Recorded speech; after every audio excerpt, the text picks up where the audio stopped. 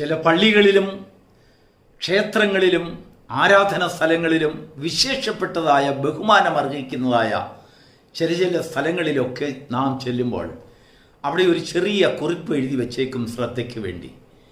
പാദരക്ഷകൾ ദയവായി ഊരി മാറ്റിവെക്കുക. ദൈവത്തിന് സ്തോത്രം. നമ്മളെല്ലാവരും അങ്ങനെയുള്ളതായ നോട്ടീസൊക്കെ കണ്ടിട്ടുണ്ട്. ചില സ്ഥലങ്ങളിലൊക്കെ പ്രവേശിക്കുവാൻ പാദരക്ഷകൾ കർശനമായി ഉപയോഗിക്കുവാൻ പാടില്ല. ഒരു പക്ഷെങ്കിൽ നാം ഉപയോഗിക്കുന്ന പാദരക്ഷകൾ, ഷൂസ് വലിയ വിലയേറിയ, എത്ര വലിയ തങ്കം കൊണ്ടുണ്ടാക്കിയതാണെങ്കിലും ശരി, അവിടുത്തെ നിയമപ്രകാരം അവിടെ അത് അനുവദിക്കുകയില്ല. കാരണം ആ തങ്കത്തേക്കാൾ വില ആ സ്ഥലത്തിന് അവർ കൽപ്പിക്കുന്നു. ദൈവസന്നിധിയും അങ്ങനെയാണ്. ഒരിക്കൽ മോശ പർവ്വതത്തിൽ, ഹോരേബ് പർവ്വതത്തിൽ തൻ്റെ അമ്മായിയപ്പൻ്റെ ആടുകളെ മേയിച്ചുകൊണ്ടിരിക്കുന്നതായ സമയത്ത് ദൈവം മോശയ്ക്ക് പ്രത്യക്ഷനായി. മോശേ മോശേ എന്ന് വിളിച്ചു. തൻ്റെ പേര് ചൊല്ലി വിളിക്കുവാൻ ഈ പർവ്വതത്തിൽ ആര് എന്ന് അതിശയിച്ചുകൊണ്ട് മോശ തിരിഞ്ഞു നോക്കി. ആ വിളിച്ച ആളിൻ്റെ ശബ്ദം എവിടെ നിന്ന് പുറപ്പെട്ടു അവിടേക്ക് അത് അറിയുവാൻ, അദ്ദേഹത്തെ ഒന്ന് കാണുവാൻ വേണ്ടി അകത്തേക്ക്, അങ്ങ് അരികത്തേക്ക് അടുത്തു ചെന്നു. ദൈവം അവനോട് പറയുകയാണ്, ഇങ്ങോട്ട് അടുക്കരുത്, നീ നിൽക്കുന്നത് വിശുദ്ധ സ്ഥലമാകിയാൽ നിന്റെ കാലിൽ നിന്ന് ചെരുപ്പ് ഊരി എറിഞ്ഞു കളക. ദൈവത്തിന് മഹത്വമുണ്ടാകട്ടെ. ഈ പ്രഭാതത്തിൽ ദൈവത്തിൻ്റെ ആത്മാവ് നമ്മോട് സംസാരിക്കുന്നത് എന്തിനു വേണ്ടിയാണ് ദൈവം അവൻ്റെ കാലിൽ നിന്ന് ചെരുപ്പ് നീക്കുവാൻ ആവശ്യപ്പെട്ടത്? ഇതേ സംഭവം യോശുവയോടും ദൈവം അരുളി ചെയ്തിട്ടുണ്ട്. ദൈവം വീണായി പറഞ്ഞ ഒരു കാര്യമല്ല. ഹോരേബ് പർവ്വതം മുഴുവനും ദൈവം വിശുദ്ധമാക്കിക്കൊണ്ട് ആ ഹോരേബ് പർവ്വതത്തിൽ കൂടെ നടക്കുന്ന വ്യക്തികൾ ആരും തന്നെ ചെരുപ്പ് ഉപയോഗിക്കരുതെന്നുള്ളൊരു നിയമമല്ല, മാനുഷിക നിയമം പോലെ ദൈവം ഉണ്ടാക്കിയത്. ദൈവം മോശയോട് പറഞ്ഞത്, നീ നിൽക്കുന്ന സ്ഥലം, നീ എന്നോട് സംസാരിക്കുന്നതായ സ്ഥലം വിശുദ്ധമാകിയാൽ, എൻ്റെ സാന്നിധ്യം കൊണ്ട് അത് വിശുദ്ധമാകിയാൽ കാലിൽ നിന്ന് ചെരുപ്പൂരണം. ദൈവത്തിന് മഹത്വമുണ്ടാകട്ടെ. എന്താണ് ഇതിന് കാരണം? ഈ ചെരുപ്പ് ദൈവത്തിന് വിരോധമായോ? ദൈവത്തിന് ഇഷ്ടമല്ലയോ ചെരുപ്പ്? നമ്മൾ ചെരുപ്പ് ഉപയോഗിക്കരുതെന്നാണോ ദൈവത്തിൻ്റെ നിയമം, ദൈവത്തിൻ്റെ പ്രമാണം? ഇങ്ങനെ പലപ്പോഴും നമ്മുടെ ഉള്ളിൽ ഒരു ചോദ്യം ഉണ്ടാകും. എന്നാൽ 91 സങ്കീർത്തനത്തിൻ്റെ 14 വാക്യം നാം വായിക്കുമ്പോൾ അവിടെ ഇങ്ങനെ എഴുതിയിരിക്കുന്നു, അവൻ എന്നോട് പറ്റിയിരിക്കിയാൽ ഞാൻ അവനെ വിടുവിക്കും, അവൻ എൻ്റെ നാമത്തെ അറിയിയാൽ ഞാൻ അവനെ ഉയർത്തും. ദൈവത്തിന് സ്തോത്രം. അവൻ എന്നോട് പറ്റിയിരിക്കിയാൽ ഒരു സെപ്പറേഷൻ കൂടാതെ അവൻ്റെ ബുദ്ധിയിൽ നിന്നും ജ്ഞാനത്തിൽ നിന്നും ഉരുവാക്കിയതായ ഒരു സെപ്പറേഷൻ, അവൻ്റെ കാൽപാദങ്ങൾക്ക് ഞാനുമായിട്ടുള്ളതായ ഒരു ബന്ധത്തിന് തടസ്സമായി നിൽക്കാതെ വണ്ണം അവൻ എന്നോട് പറ്റിയിരിക്കിയാൽ ഞാൻ അവനെ വിടുവിക്കും, ഞാൻ അവനെ ഉയർത്തും. 2 കാര്യങ്ങളാണ് മോശയോട് ദൈവത്തിന് ചെയ്യുവാനുണ്ടായിരുന്നത്. ഒന്ന്, മോശയെ ദൈവത്തിന് വിടുവിക്കേണ്ടതായിട്ടുണ്ട്. മോശയെയും തൻ്റെ ജനത്തെയും അടിമ വീടായ മിസ്രൈമിൽ നിന്ന് ദൈവത്തിന് വിടുവിക്കണം, വിടുതൽ, ഡെലിവറൻസ്. അതിനുശേഷം മോശയെ ഉയർത്തണം. ഈ 2 കാര്യങ്ങൾ ചെയ്യുന്നതിന് നമ്മുടെ പാദരക്ഷകൾ ദൈവത്തിൻ്റെ സന്നിധിയിൽ തടസ്സമാണ്. നമ്മുടെ ബുദ്ധി, നമ്മുടെ സംരക്ഷണം ദൈവത്തിൻ്റെ സന്നിധിയിൽ വ്യർത്ഥമാണ്.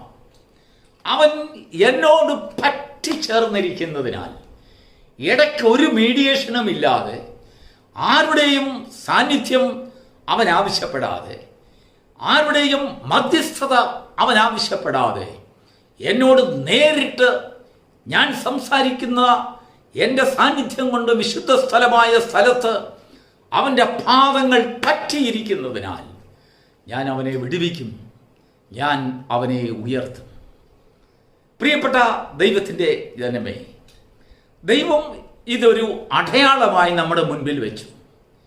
ഞാൻ നിന്നോട് സംസാരിക്കുമ്പോൾ, അല്ലെങ്കിൽ നീ ദൈവത്തോട് സംസാരിക്കുമ്പോൾ, ദൈവം നിന്നോട് സംസാരിക്കുമ്പോൾ, ദൈവം നിനക്ക് പ്രത്യക്ഷനാകുമ്പോൾ നീ ചെയ്യേണ്ടതായ ചില കാര്യങ്ങൾ ചെയ്യേണ്ടതായി ദൈവം നിനക്ക് ചില നിർദ്ദേശങ്ങളും കൽപ്പനകളും ചില അരുളപ്പാടുകളും നിന്നോട് അറിയിക്കേണ്ടതായിട്ടുള്ളപ്പോൾ നിന്റെ ബുദ്ധിയും ജ്ഞാനവും ഉപയോഗിച്ചുള്ളതായ സെപ്പറേഷൻസ് ദൈവം ആഗ്രഹിക്കുന്നില്ല. അവൻ്റെ അടുത്തേക്ക് ചെന്ന് അവനോട് പറ്റിയിരിക്കുന്നതിനാൽ അവൻ നിന്നെ വിടുവിക്കും, നിന്നെ ഉയർത്തും. പലപ്പോഴും നമ്മുടെ പാദരക്ഷകൾ നമ്മുടെ വിടുതലിന് തടസ്സമായി നിൽക്കുന്നു, നമ്മുടെ ഉയർച്ചയ്ക്ക് തടസ്സമായി നിൽക്കും. ആ പാദരക്ഷകൾ നമ്മുടെ ബുദ്ധിയാണ്. ആ ബുദ്ധി മുഴുവനും ഈ ലോകത്തിലെ മാലിന്യങ്ങളിൽ നിന്നുള്ളതായ ഒരു സംരക്ഷണത്തിന് വേണ്ടി നമ്മുടെ ജ്ഞാനം കൊണ്ടുണ്ടാക്കിയതാണ്, നമ്മുടെ ബുദ്ധി കൊണ്ടുണ്ടാക്കിയതാണ്. ദൈവം ഉണ്ടാക്കി തന്നതല്ല. എന്നാൽ ദൈവം ആവശ്യപ്പെടുന്നത് നീ ആഗ്രഹിക്കുന്നതായ വിടുതലും ഉയർച്ചയും നിനക്ക് ലഭ്യമാകണമെങ്കിൽ എന്നോട് നീ പറ്റിയിരിക്കണം, വിശുദ്ധ ഭൂമിയോട് നീ പറ്റിയിരിക്കണം, വിശുദ്ധ സ്ഥലത്തോട് നീ പറ്റിയിരിക്കണം. എൻ്റെ സാന്നിധ്യം കൊണ്ട് നിറഞ്ഞതായ ദേശം അതൊരു പക്ഷെങ്കിൽ മുൾപ്പടർപ്പായിരിക്കാം, അതൊരു പക്ഷെങ്കിൽ പർവ്വതത്തിൻ്റെ താഴ്വരകളായിരിക്കാം, അല്ലെങ്കിൽ ഒരു ഘോരവനമായിരിക്കാം, അല്ല എങ്കിൽ വലിയൊരു വൻകടലായിരിക്കാം. ദൈവം നിന്നിൽ നിന്ന് ആവശ്യപ്പെടുന്നത് നിന്റെ കാലിൽ നിന്ന് ചെരുപ്പ് ഊരി എറിഞ്ഞു മാറ്റുക.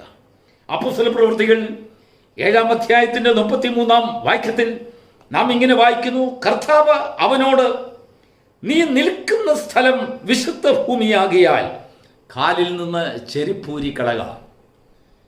അപ്പോസ്തലന്മാർ ദൈവത്തിൻ്റെ പരിശുദ്ധാത്മാഭിഷേകം അവരിൽ കടന്നു വന്നപ്പോൾ, വിശുദ്ധിയുടെയും ജ്ഞാനത്തിൻ്റെയും പ്രമാണം അവരുടെ ഉള്ളിൽ കടന്നു വന്നപ്പോൾ അവർ ഈ വചനത്തെ എടുത്ത് കോട്ട് ചെയ്തുകൊണ്ട് സംസാരിക്കുകയാണ്. അതുവരെയും അവർക്ക് മനസ്സിലായില്ല ഇതെന്താ ദൈവം മോശയോട്, ഞങ്ങളുടെ പിതാവായ മോശയോട് പറഞ്ഞത് ചെരുപ്പൂരിക്കളക എന്ന് പറഞ്ഞത്. അതൊരു ഏതെങ്കിലും ഒരു ചടങ്ങായിട്ട് അല്ലെങ്കിൽ ഒരു അക്ഷരീക നിയമമായിട്ട് മാത്രമേ അതുവരെയും അപ്പോസ്തലന്മാർക്ക് മനസ്സിലായുള്ളൂ. എന്നാൽ ദൈവത്തിൻ്റെ ആത്മാവ് വിശുദ്ധിയുടെയും വേർപാടിൻ്റെയും ഒരാത്മാവ് അവരുടെ ഹൃദയങ്ങളിൽ വാണപ്പോൾ അതിൻ്റെ അർത്ഥം വ്യക്തമായി അവരുടെ ആത്മാവിൽ കടന്നു വന്നു. എന്തുകൊണ്ട് ദൈവം ചെരുപ്പൂരി കളയുവാൻ ആവശ്യപ്പെട്ടു? ദൈവത്തിന് നിന്നെ വിടുവിക്കുവാൻ, ചിലപ്പോൾ ദൈവം ആഗ്രഹിക്കുന്ന വഴികളിൽ കൂടെ നിന്നെ നടത്തിക്കൊണ്ടു പോകുവാൻ, ദൈവം നിനക്ക് ഉയർച്ച കൊണ്ടുവരുവാൻ, ഈ വിടുതലിൻ്റെയും ഉയർച്ചയുടെയും സുവിശേഷം നിന്നിൽ സ്ഥാപിക്കുവാൻ ദൈവത്തോട് നീ പറ്റിയിരിക്കുന്ന ഒരു അനുഭവത്തിലേക്ക് കടന്നു വരണം. നമ്മുടെ ഇടയിൽ ദൈവത്തോട് പറ്റിയിരിക്കുവാൻ തടസ്സമായി ഒന്നും കാണരുത്. ദൈവം അതിനെയെല്ലാം നീക്കം ചെയ്യുവാൻ ആവശ്യപ്പെടും. നാം ദൈവത്തോട് അടുക്കുവാൻ ആഗ്രഹിക്കുന്നുണ്ടെങ്കിൽ നമ്മുടെ ഹൃദയത്തെ തുറന്ന് ദൈവത്തോട് അടുക്കണം. ദൈവത്തിന് സ്തോത്രം. മോശ ദൈവത്തിൻ്റെ വാക്ക് കേട്ടപ്പോൾ, ശബ്ദം കേട്ടപ്പോൾ ആദ്യം ഭയപ്പെട്ടു. ദൈവം അവനോട് പറയുകയാണ്, ഇല്ല ഭയപ്പെടേണ്ട, ഞാൻ നിന്റെ ദൈവമായ യഹോവയാകുന്നു, എനിക്ക് നിന്നിൽ കൂടെ ചില പദ്ധതിയുണ്ട്. മോശ ശ്രദ്ധ വെച്ച് കേട്ടു. എന്താണ് ഈ പദ്ധതി? ഒന്ന്, നിന്നെ വിടുവിക്കണം, നിനക്ക് വിടുതൽ ആവശ്യമാണ്. നീ ഇപ്പോഴും ഹോരേബ് പർവ്വതത്തിൻ്റെ അമ്മായിയപ്പൻ്റെ ആടുകളെ മേയ്ക്കുന്നവനാണെങ്കിലും, ആ മിസ്രൈമിൽ നിന്ന് നീ ഓടിപ്പോയി സുരക്ഷിതനായി നീ പാർക്കുന്നുണ്ടെങ്കിലും ഇപ്പോഴും നീ അടിമയാണ്. നീ വിവാഹം കഴിച്ചു, നിനക്ക് കുഞ്ഞുങ്ങളുണ്ട്, ഭാര്യയുണ്ട്, കുടുംബമുണ്ട്, കാര്യമൊക്കെ ശരിയാണ്. പക്ഷെങ്കിൽ നീ അടിമയാണ്. അടിമദേശത്തു നിന്നാണ് നീ വന്നത്, അടിമയായിരിക്കുകയാണ് നീ ഓടിപ്പോയത്. നീ ദൈവത്തിൻ്റെ ശബ്ദം കേൾക്കുന്നുണ്ടെങ്കിലും, ദൈവത്തിൽ നിന്നുള്ളതായ കൽപ്പനകൾ നീ പ്രാപിക്കുന്നുണ്ടെങ്കിലും അടിമയാണ് നീ. ഈ അടിമത്തരത്തിൽ നിന്ന് നിനക്കൊരു വിടുതൽ. ഈ അടിമത്തരത്തിൽ നിന്ന് വിടുതൽ കിട്ടിയതിന് ശേഷം ദൈവം സ്ട്രൈറ്റ് അവേ തൻ്റെ പദ്ധതി നിന്നിൽ കൂടെ നടത്തുകയല്ല, അതിനുശേഷം ദൈവം നിന്നെ ഉയർത്തും. സകല മനുഷ്യരുടെയും ഫറവോന്റെ മുൻപിൽ, മിസ്രൈമ്യരുടെ മുൻപിൽ, ജ്ഞാനികളുടെ മുൻപിൽ, ശകുനവാദികളുടെ മുൻപിൽ, മന്ത്രവാദികളുടെ മുൻപിൽ, സമയം അല്ലെങ്കിൽ നേരം നോക്കുന്നവരുടെ മുൻപിൽ, പ്രദക്ഷിണം ചെയ്യുന്നവരുടെ മുൻപിൽ, അനേകരുടെ മുൻപിൽ ദൈവത്തിന് നിന്നെ ഉയർത്തേണ്ടതായിട്ടുണ്ട്. ജ്ഞാനികളുടെ മുമ്പിൽ ദൈവത്തിന് നിന്നെ ഉയർത്തേണ്ടതായിട്ടുണ്ട്. ദൈവത്തിൻ്റെ ജ്ഞാനം നിന്നിൽ പകർന്നിട്ട് വേണം ദൈവത്തിന് നിന്നെ ഉയർത്തുവാൻ. ദൈവത്തിന് നിന്റെ നാവിനെ അഭിഷേകം ചെയ്യേണ്ടതായിട്ടുണ്ട്, നിന്റെ പ്രവൃത്തിയെ അഭിഷേകം ചെയ്യേണ്ടതായിട്ടുണ്ട്. നിന്നിൽ അത്ഭുതങ്ങൾ പ്രവർത്തിക്കുവാൻ ചില വഴികൾ നിന്നെ ഏൽപ്പിക്കേണ്ടതായിട്ടുണ്ട്. ചില കൽപ്പനകൾ നീ ഉച്ചരിക്കപ്പെടുമ്പോൾ നിന്റെ വഴിയും നിന്റെ വാക്കുകളും അതിനെ അനുസരിക്കുന്നതായി മറ്റുള്ളവർക്ക് വെളിപ്പെടുത്തേണ്ടതായിട്ടുണ്ട്. പ്രിയപ്പെട്ട ദൈവത്തിൻ്റെ പൈതലേ, ഈ പ്രഭാതത്തിൽ ദൈവത്തിൻ്റെ ആത്മാവ് നമ്മോട് പറയുന്നത്, അവൻ എന്നോട് പറ്റിയിരിക്കയാൽ ഞാൻ അവനെ വിടുവിക്കും. അവൻ എൻ്റെ നാമത്തെ അറിയാൽ ഞാൻ അവനെ ഉയർത്തും. ജീവിതത്തിൽ ഉയർച്ച കാണാതെ എത്രയോ നാളുകളായി ദൈവം എന്നെ എപ്പോഴാണ് ഉയർത്തുന്നത് എന്ന് നീ ചിന്തിക്കുന്നുണ്ടെങ്കിൽ, ഒരുപക്ഷെങ്കിൽ ഇതുവരെയും ദൈവത്തിൻ്റെ നാമം എന്താണെന്ന് ഇതുവരെയും നിനക്ക് തിരിച്ചറിയാൻ കഴിഞ്ഞിട്ടില്ല. കഴിയാത്തതിൻ്റെ കാരണം നിന്റെ ബുദ്ധിയിലും ജ്ഞാനത്തിലും നിന്നുകൊണ്ട് ഈ ലോകമനുഷ്യരെ പോലെയുള്ളതായ, അല്ലെങ്കിൽ ഈ ലോകത്തിൽ നീ ഇടപെടുന്നതായ ഒരു ലാഘവത്തോടുകൂടെ ദൈവത്തിൻ്റെ നാമത്തെ ഉച്ചരിക്കുന്നവനായിരിക്കാം. എന്നാൽ ദൈവത്തിൻ്റെ വിശുദ്ധിയെയും അവൻ്റെ സാന്നിധ്യബോധത്തിൻ്റെ ആഴത്തെയും നീ ഗ്രഹിച്ചറിയുമ്പോൾ അത് നിന്റെ ജീവിതത്തിൽ വലിയൊരു ഭയത്തെ കൊണ്ടുവരും. ദൈവശബ്ദം കേൾക്കുമ്പോൾ ഭയം നിന്നിലുണ്ടാകും. മോശ ദൈവത്തിൻ്റെ ശബ്ദം കേട്ടപ്പോൾ, അതേ കർത്താവേ, കർത്താവേ എന്ന് സ്വയം അവൻ ഭയത്തോടെ വിറയലോടുകൂടെ ദൈവത്തോട് ഉത്തരം പറയുകയാണ്.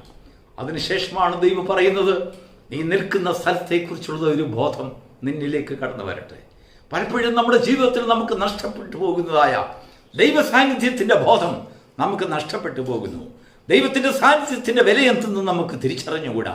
നാം നിൽക്കുന്ന സ്ഥലം വിശുദ്ധമോ അശുദ്ധമോ എന്ന് തിരിച്ചറിയുവാൻ നമ്മളെ കൊണ്ട് പലപ്പോഴും സാധിക്കുന്നില്ല.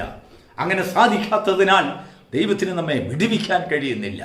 വിടുവിക്കപ്പെട്ടവർ പലരുണ്ടെങ്കിലും പലർക്കും ഉയർച്ചയില്ല. കാരണം വിടുവിച്ചവനാർ, നിനക്ക് വിടുതൽ തന്നതാര്, നിന്നെ വിടുവിച്ച് നടത്തുന്നതാരെന്നുള്ളതായ ആ ഒരു ബോധം, ജ്ഞാനം, ഒരറിവ്, ഒരു വിവേകം, ആ പരിജ്ഞാനം നിന്റെ ഹൃദയത്തിൽ കടന്നു വരുന്നിടം വരെയും ആ വിടുതലിൽ നിന്ന് നിനക്കൊരു ഉയർച്ച ഉണ്ടാകില്ല. വിടുവിക്കപ്പെട്ട അവസ്ഥ തന്നെ. എത്ര നാളായി രക്ഷയുടെ അനുഭവത്തിലേക്ക് കടന്നു വന്നു, വിടുതൽ കിട്ടിയെന്ന് നീ വിശ്വസിക്കുന്നു, പ്രത്യാശിക്കുന്നു. പക്ഷെങ്കിൽ ജീവിതത്തിൽ ഉയർച്ചയില്ല. പോകുന്നിടത്തെല്ലാം താഴ്ചയാണ്. മറ്റുള്ളവരുടെ മുമ്പിൽ ഒരു വാക്ക് പറഞ്ഞാൽ അത് താഴ്ചയ്ക്കായിട്ട് ഭവിക്കപ്പെടുന്നു. അവിടെയൊന്നും ഒരു മാന്യത ലഭിക്കുന്നില്ല. നിന്റെ വാക്കുകൾക്കൊരു ശക്തി ലഭിക്കുന്നില്ല. കാരണം ദൈവത്തിൻ്റെ നാമത്തെ നീ അറിയേണ്ട രീതിയിൽ അറിയാതിരിക്കത്തക്കവണ്ണം നിന്നിൽ പല മാധ്യമങ്ങൾ കടന്നു വരികയാണ്.